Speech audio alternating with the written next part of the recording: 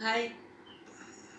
Last લેક્ચરમાં આપણે જોઈતું સમૂહ 15માં નાઇટ્રોજનના સંયોજનોની વાત કરીએ છીએ. એમાં નાઇટ્રોજનના વિવિધ ઓક્સાઇડ જોયા હતા. આ લેક્ચરમાં આપણે નાઇટ્રોજનના ઓક્સો એસિડની વાત કરીએ છીએ. ઓક્સો એસિડ તમે 11માં શીખી ગયા છો. દાખલા તરીકે તમને ખબર છે કે H2SO4 એ ઓક્સો એસિડ કહેવાય. HNO3 H3PO4 એ ઓક્સો એસિડ કહેવાય, પણ HCl ઓક્સો એસિડ ના કહેવાય. તો ઓક્સો એસિડ કોને કહેવાય? તો વ્યાખ્યા એવી આપું છું કે જે સંયોજનમાં મધ્યસ્થ પરમાણુ ઓક્સિજન સાથે દ્વિબંધથી જોડાયો હોય અને એસિડિક પ્રોટોન હાઇડ્રોક્સિલ સમૂહ સ્વરૂપે હોય એ એસિડને ઓક્સો એસિડ કહેવાય. દાખલા તરીકે હું H2SO4 ને ઓક્સો એસિડ તરીકે સમજાવું તો H2SO4માં સલ્ફર એ મધ્યસ્થ પરમાણુ છે કે જેની આજુબાજુ બીજા બધા પરમાણુઓ ગોઠવાયા છે. એની સાથે ઓક્સિજન દ્વિબંધથી જોડાય છે. એક મુદ્દો, એક શરત કમ્પલસરી કે જે મધ્યસ્થ પરમાણુ હોય એની સાથે ઓક્સિજન દ્વિબંધથી કમ્પલસરી જોડાયેલો હોવો જોઈએ.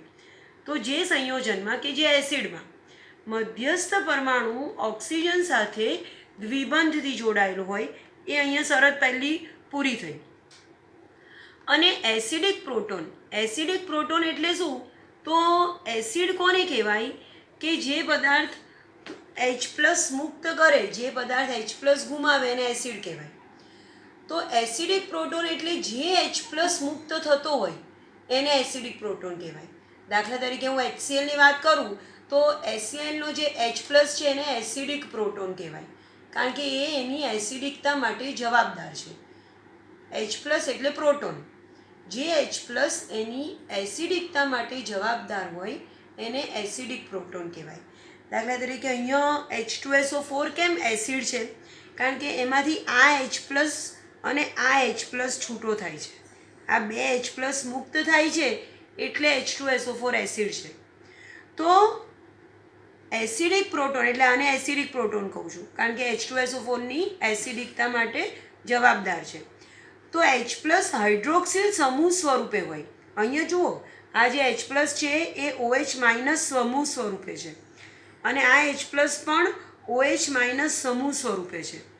તો જે પરમાણુમાં, જે એસિડ કે સંયોજનમાં મધ્યસ્થ પરમાણુ ઓક્સિજન સાથે દ્વિબંધથી જોડાયો હોય અને એસિડિક પ્રોટોન એટલે કે આ H+ OH- હાઇડ્રોક્સિલ સમૂહ સ્વરૂપે હાજર હોય એ એસિડને આપણે ઓક્સો એસિડ કહીએ છીએ. તો H2SO4નું બંધારણ જોઈએ એટલે ખબર પડે કે ઓક્સો એસિડ છે. અને HClમાં તો ઓક્સિજન જ નથી કે નથી OH સમૂહ, એટલે HCl ઓક્સો એસિડ ના કહેવાય.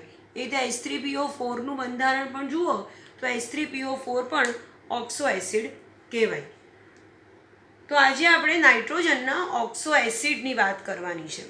નાઇટ્રોજન પાસે ટોટલ 3 ઓક્સો એસિડ છે. નાઇટ્રોજનના ઓક્સો એસિડની વાત કરીએ તો નાઇટ્રોજનના 3 ઓક્સો એસિડ છે.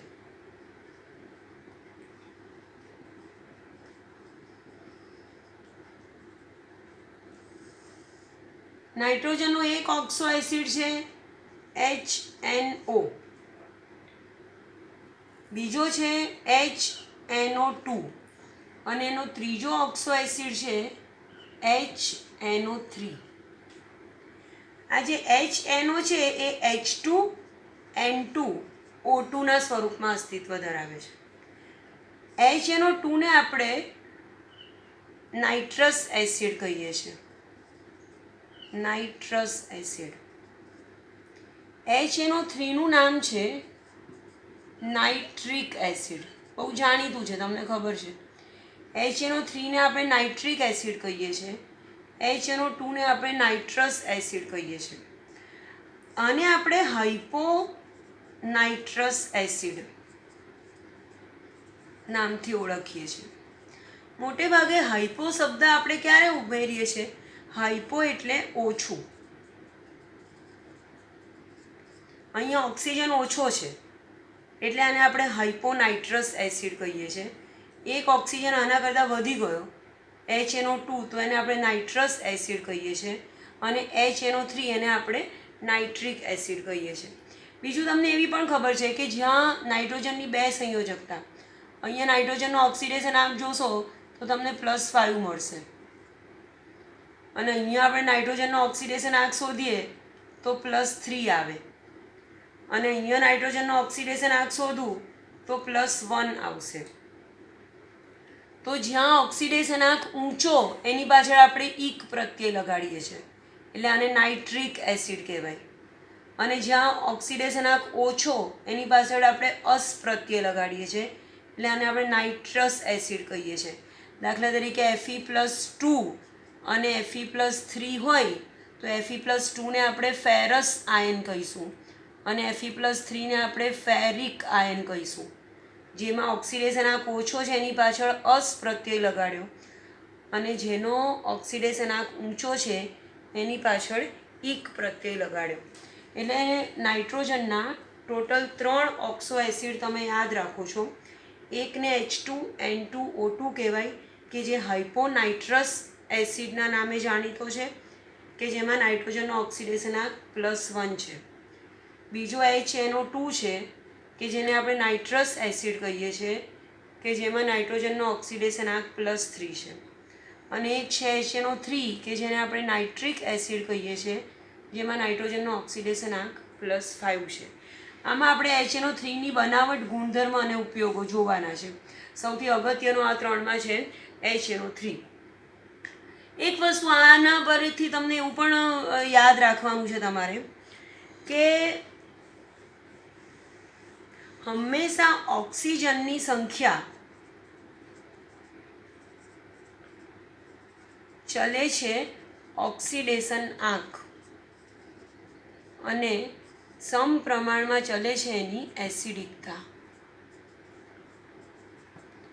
જેટલી ઓક્સિજનની સંખ્યા વધારે, આમાં 3 ઓક્સિજન છે, આમાં 2 ઓક્સિજન છે, આમાં 1 ઓક્સિજન છે, જેટલી ઓક્સિજનની સંખ્યા વધારે એટલો ઓક્સિડેશન આંક વધારે હોય. આનો +5 છે, આનો +3 છે, અને આનો +1 છે. અને જેટલો ઓક્સિડેશન આંક ઊંચો એટલી એસિડિકતા વધારે હોય એવું તમે શીખી ગયા છો. એટલે આના કરતાં આની એસિડિકતા, હાઇપોનાઇટ્રસ એસિડ કરતાં નાઇટ્રસ એસિડ વધારે એસિડિક છે, અને એના કરતાં પણ નાઇટ્રિક એસિડ વધારે એસિડિક છે. નાઇટ્રિક એસિડ એટલો બધો એસિડિક છે કે મોટે ભાગે સિલ્વર અને ગોલ્ડ, Ag અને Au, એના સિવાય બધા સાથે નાઇટ્રિક એસિડ તરીકેની પ્રક્રિયા આપે છે. સિલ્વર અને ગોલ્ડ સિવાય લગભગ બધા સાથે એ એસિડ તરીકે પ્રક્રિયા કરે છે. તો હવે આપણે ચાલુ કરીએ છીએ HNO3ની બનાવટ, ગુણધર્મ અને ઉપયોગો. HNO3 નાઇટ્રિક એસિડ +5ની બનાવટ સમજાવું છું. એ પહેલાં એનું બંધારણ અથવા તો લુઈસ બિનનું નિરૂપણ તમને સમજાવું તો આ નાઇટ્રોજન છે, ઓક્સો એસિડ છે, એટલે કમ્પલસરી એક ઓક્સિજન તો એની સાથે આવી રીતે ડબલ બોન્ડથી જોડાયેલો હોવો જ જોઈએ. અને જે એસિડિક પ્રોટોન છે, એક જ H છે એની પાસે, એસિડિક પ્રોટોન, એ હાઇડ્રોક્સિલ સમૂહ સ્વરૂપે હોવો જોઈએ, એટલે એક OH પણ કમ્પલસરી હોવો જોઈએ. તો 2 ઓક્સિજન થઈ ગયા, એક ઓક્સિજન બાકી રહ્યો. એ એક ઓક્સિજનને આ નાઇટ્રોજન ઇલેક્ટ્રોન યુગ્મનું કમ્પલસરી દાન કરશે. કેમ? કારણ કે તમને ખબર છે કે નાઇટ્રોજનની મહત્તમ સંયોજકતા 4 જ છે.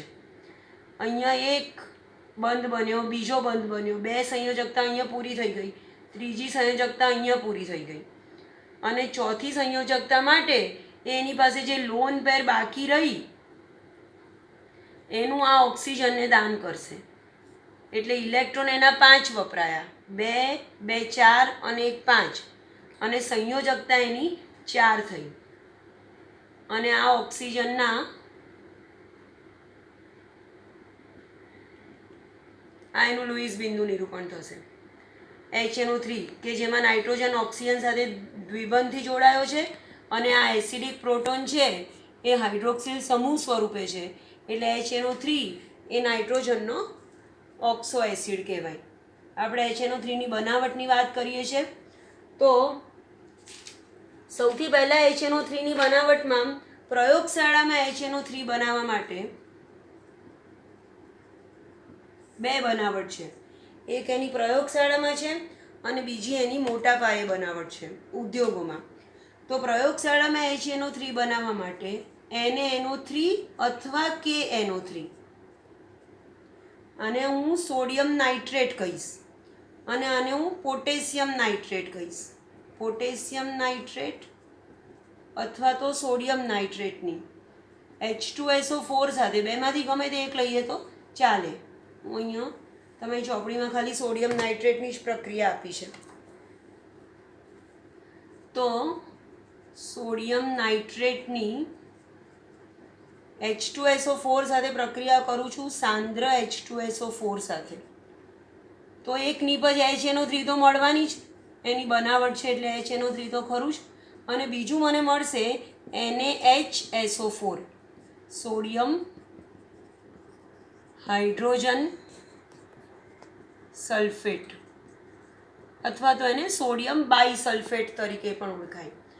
એક બનાવટ છે પ્રયોગશાળામાં HNO3ની NaNO3 અથવા તો KNO3ની સાંદ્ર H2SO4 સાથે પ્રક્રિયા કરું છું તો HNO3, અને જો સોડિયમ નાઇટ્રેટ લીધો છે તો સોડિયમ બાયસલ્ફેટ મળે, અને પોટેશિયમ નાઇટ્રેટ લઉં તો પોટેશિયમ બાયસલ્ફેટ મળે. આ જે છે એની પ્રયોગશાળામાં બનાવટ છે નાના પાયા પર. પણ જો મોટા પાયા પર HNO3નું ઉત્પાદન કરવું હોય તો બહુ જાણીતી પદ્ધતિ છે ઓસ્વાલ્ડ પદ્ધતિ.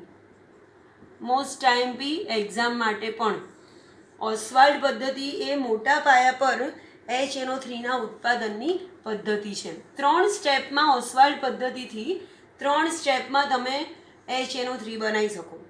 પહેલા સ્ટેપમાં હું એમોનિયાની પ્રક્રિયા ઓક્સિજન સાથે કરું છું, એનું ઓક્સિડેશન કરું છું.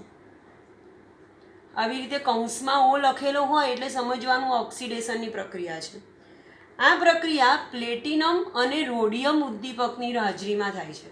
ઉદ્દીપકીય ઓક્સિડેશન એટલે ઉદ્દીપકની હાજરીમાં ઓક્સિડેશન થાય છે કે જ્યાં ઉદ્દીપક તરીકે પ્લેટિનમ PT અને રોડિયમ RHનો આપણે ઉપયોગ કરીએ છીએ. 500 કેલ્વિન તાપમાને અને 9 બાર દબાણે, તાપમાન અને દબાણ યાદ રાખવાનું.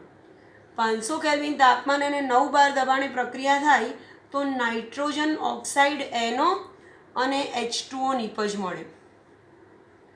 પ્રક્રિયાને બેલેન્સ કરીશ તો અહીંયા 4HNO3 plus 5O2 gives 4NO plus 6H2O, એવી રીતે બેલેન્સ પ્રક્રિયા આવશે.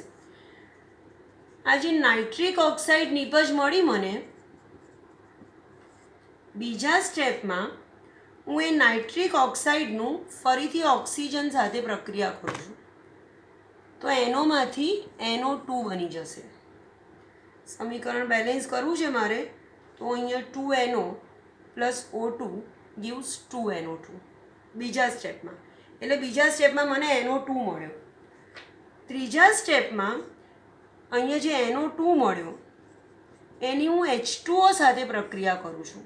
NO2ને પાણીમાં ઉમેરું છું તો મને નિપજ જે મારે જોઈએ છે HNO3 અને પ્લસ NO મળે છે. પ્રક્રિયા હું બેલેન્સ કરીશ તો મને અહીંયા 3NO2 plus H2O gives 2HNO3 plus NO આવી નિપજ મળશે. હવે અહીંયા જે યાદ રાખો, અહીંયા જે HNO3 મળે છે એને હું વિભાગીય નિસ્યંદનથી અલગ કરું છું. 3 સ્ટેપમાં હું HNO3ની બનાવટ કરું છું. પહેલા સ્ટેપમાં એમોનિયાની વાતાવરણના કે હવામાંના ઓક્સિજન સાથે પ્લેટિનમ અને રોડિયમ ઉદ્દીપકની હાજરીમાં 500 કેલ્વિન તાપમાને અને 9 બાર દબાણે ઓક્સિડેશન કરીશ તો મને NO મળશે. એ NOનું ફરીથી ઓક્સિજન સાથે પ્રક્રિયા કરીશ તો મને NO2 મળશે. અને એ NO2ની હું H2O સાથે જળ વિભાજનની પ્રક્રિયા કરું છું તો મને HNO3 મળે છે. હવે જે અહીંયા HNO3 મળે છે એ એક્વિયસ સોલ્યુશન મળે છે મને, જલીય HNO3. અને તમે શીખી ગયા છો કે 68% W/W HNO3નું દ્રાવણ એ એઝિયોટ્રોપિક મિશ્રણ છે. તમે બીજા ચેપ્ટરમાં એઝિયોટ્રોપિક મિશ્રણ એટલે શું તમને ખબર છે? 68% W/WH3નું દ્રાવણ એ એઝિયોટ્રોપિક મિશ્રણ છે. એનો મતલબ કે આનાથી વધારે વિભાગીય નિસ્યંદન દ્વારા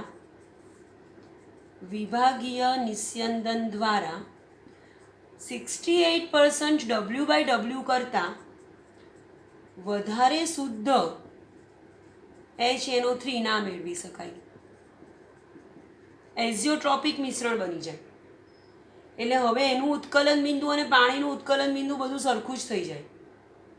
તો હજી વધારે લગભગ 98% જેટલું શુદ્ધ HNO3 મારે જોઈતો હોય તો હું અહીં જે 68% HNO3 છે એની H2SO4 સાથે પ્રક્રિયા કરીશ. અને H2SO4 એ બહુ જ પ્રબળ નિર્જલીકરણ કરતા છે. H2SO4 એ પ્રબળ નિર્જલીકરણ કરતા છે. એટલે કોઈ પણ પદાર્થની H2SO4 સાથે પ્રક્રિયા કરીએ તો એમાંથી જેટલું પાણી હોય એ બધું એ શોષી લે છે. તો આમાંથી જે 32% પાણી હતું એ H2SO4ને કારણે ઉડી ગયું કે શોષાઈ ગયું અને લગભગ 98% જેટલો શુદ્ધ HNO3 તમે મેળવી શકો. તો મોટા પાયા પર HNO3ના ઉત્પાદનની આ બીજી પદ્ધતિ છે ઓસ્વાલ્ડ પદ્ધતિ. અને નાના પાયા પર પ્રયોગશાળામાં HNO3નું તમે ઉત્પાદન કરી શકો છો.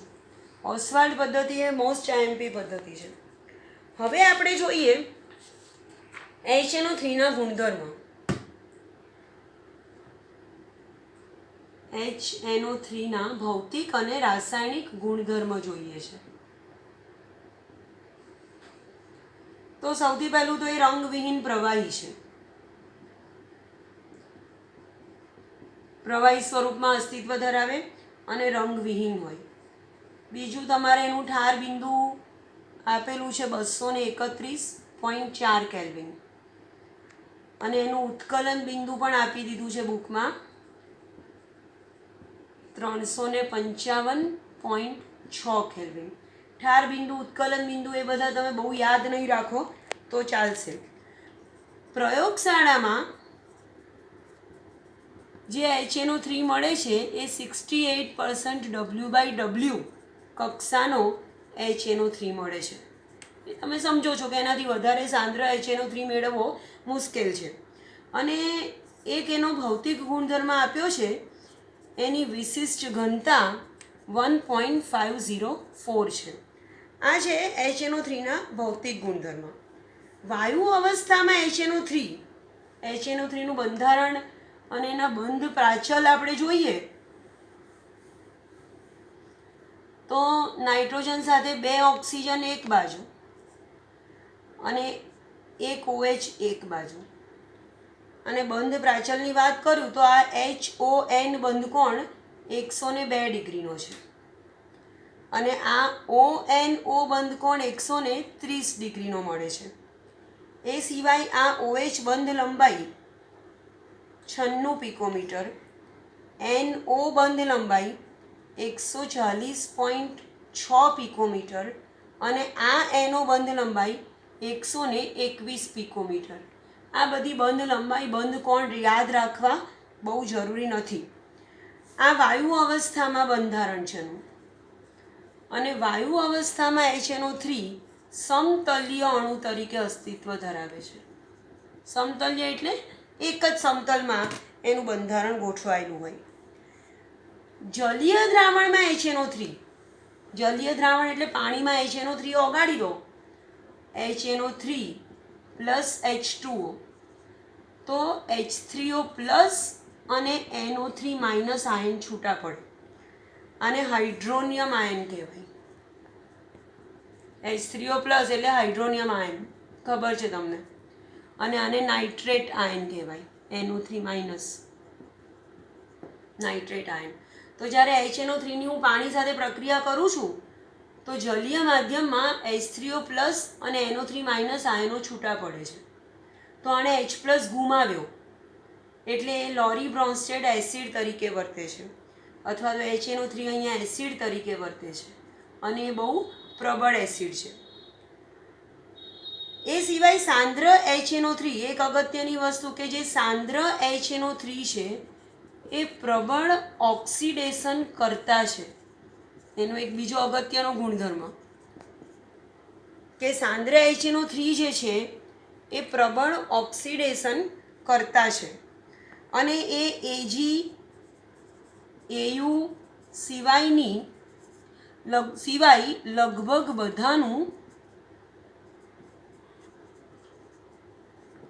ઓક્સિડેશન કરે છે.